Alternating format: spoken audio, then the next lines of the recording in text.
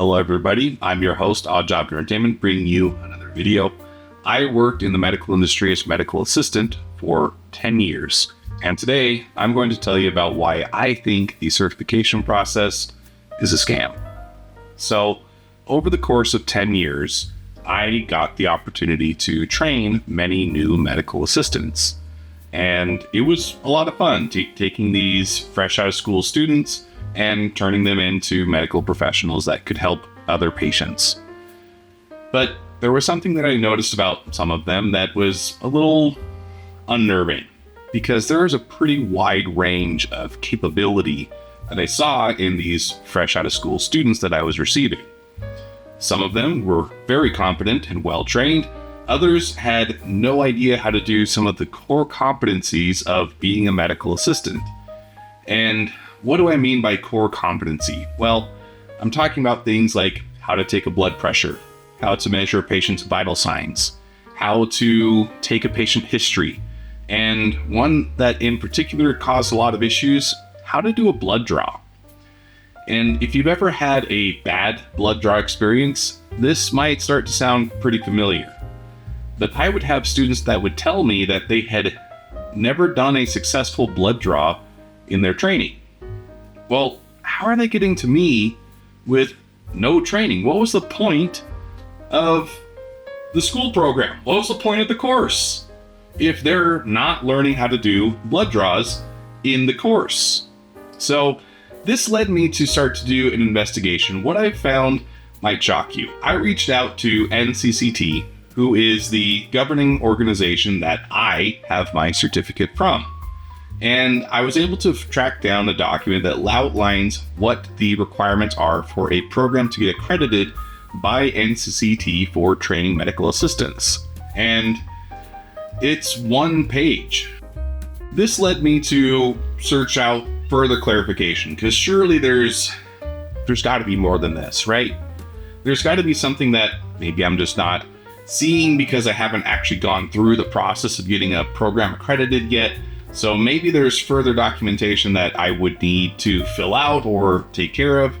So I reached out to them and asked them directly, hey, I'm looking into starting this process for my school, and I'm curious what other kinds of qualifications my students would need to learn. Is there anything more specific, like a quota of successful blood draws, for instance? And this is the response they gave me. Yeah, not very reassuring, is that? So there is literally no written criteria for what being trained on venipuncture means for your coursework. So now it starts to make sense why some of my students would have no experience having done a successful blood draw. All it really needs to do is teach them about it. There's no criteria on doing it, actually, performing the procedure, and that is very disturbing. Now, reflecting on my own experience as a medical assistant, I was originally certified in 2014, and I dare you to guess how many times I have been required to recertify on the basis of my skills. That's right, 0.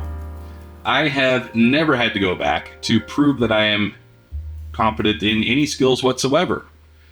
The continuing education that I do as a medical assistant consists of doing 12 credit hour courses, and if that sounds like a lot, we need to really quickly adjust what you understand by credit hour. The term is used very loosely in the case of NCCT. See, a credit hour in this case is you read a pamphlet, and you take a test, and then you're done. Course done. And some of the courses will count for multiple. You can get some even as high as 4. So if you're really lucky, you could just find 3 of those and call it good. Of course, the real reason why NCCT exists is to collect the recertification fee, which currently is $89 annually. I think when I first started, it was $75, so inflation strikes us all. Currently, I am still registered as a nationally certified medical assistant. And if I want to recertify, I can pay the $89 fee. They did change it so that you can actually do your credits ahead of time, and I do think that that is a positive move, because it means that I can take care of these throughout the year and then just pay the fee whenever it comes time to renew. So that I think is good. But you can see that it does cost $89 to renew my certification. If I had multiple certifications, I can renew them all at once, and it scales depending on the number of certifications that you're trying to renew. So here's 2+, right? They don't do any training. They haven't bothered me about getting recertified in any meaningful way. Can I still do a blood draw today? I happen to be one of the best venipuncturists that I know. Besides some highly skilled phlebotomists, I've got about the best blood draw success rate that you could want. But does NCCT have any data or qualification, certification, validation, or anything like that to say what I've just claimed? Absolutely not. They know that I was certified in 2014, and I've kept my certification current up until this year. So what does this testing process actually look like?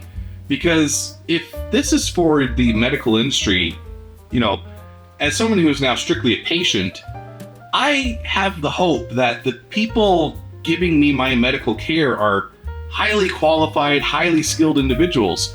And surely NCCT, which exists to ensure that they are as described, surely they're putting very strenuous, scrupulous standards to ensure that you only get the best care possible, right? No, it's actually very easy. Like I said, you read a pamphlet, you take a test. All right, so, well, at least I know the material from the pamphlet, right? I mean, surely there's not a way that you could just take the test while having the answers on one side of your screen and just search for them as you go, right? Because that would kind of invalidate the whole purpose of it being a test, right? Surely it's like a proctored thing where you can't have any other windows open, like Proctorio. If you've been to school recently, Proctorio, right? Surely they use something like that to ensure that students aren't cheating, right? Because this is the medical industry. You want things to be high quality, because your life could be at stake. No, actually, it's a very obvious vulnerability that they've never fixed.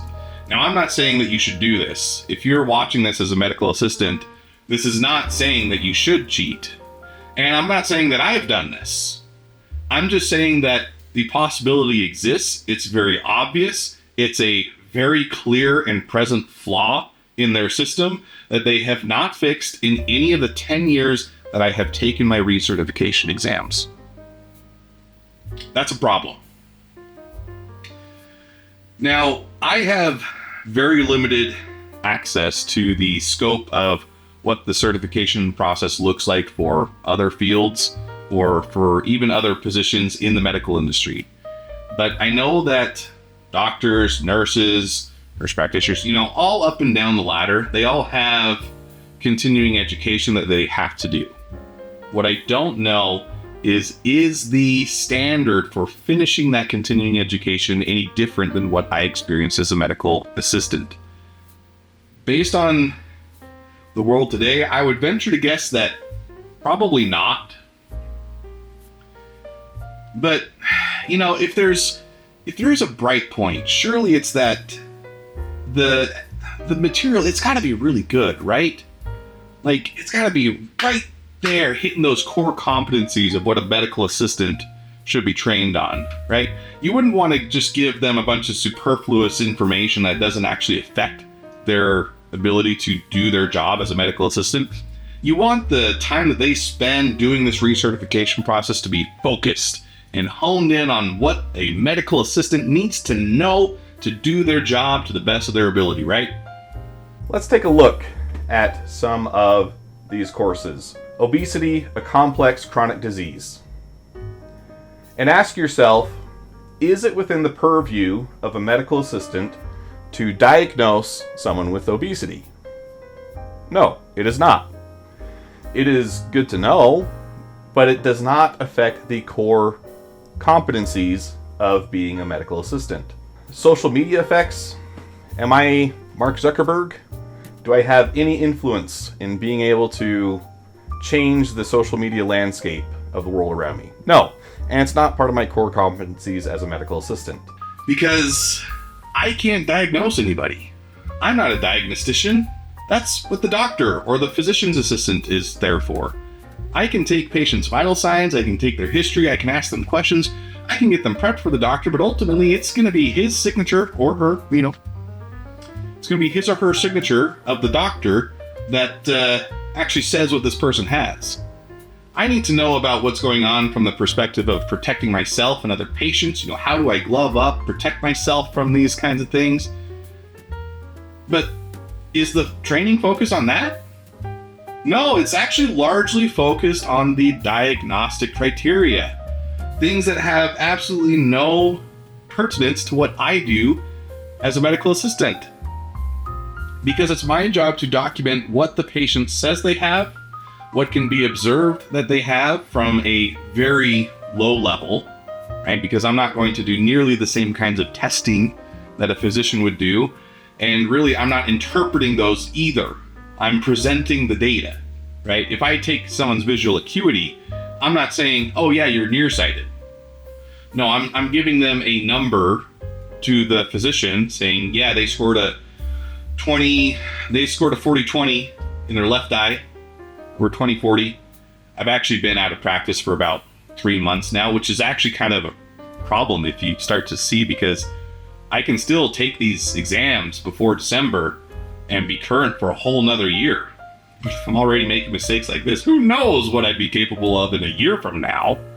20/40 or 40/20, whatever it is, I give that data to the physician, and then they tell them you're nearsighted. After they do some other tests, probably, there's probably some other stuff that goes into that. So where does this leave us? Well, we've got a pretty big problem. You, as a patient, probably think that the people taking care of you are very good at their job, are highly qualified, and know exactly what they're doing. And I'm here to tell you that that may not always be the case. That the certification that says that they are all those things doesn't mean that they are all those things. And there is a lot to be desired in the certification process, and it needs to change. And I suspect that this applies to a lot more than just the medical industry as well. But this is what I'm aware of, and this is what I'm tackling right now. So, if you want to do something about it, I suggest that you contact your local government representatives and ask them about what they think about the certification process for medical professionals. And if you know anything about certifications in your field and you also feel that you are woefully unprepared for the job that you have based on the certification process, again, I'm not saying that you're bad at your job. I'm just saying that the certificate doesn't actually back you up the way that other people think that it backs you up, right? But if you think that there is an issue in your field as well, feel free to leave a comment down below.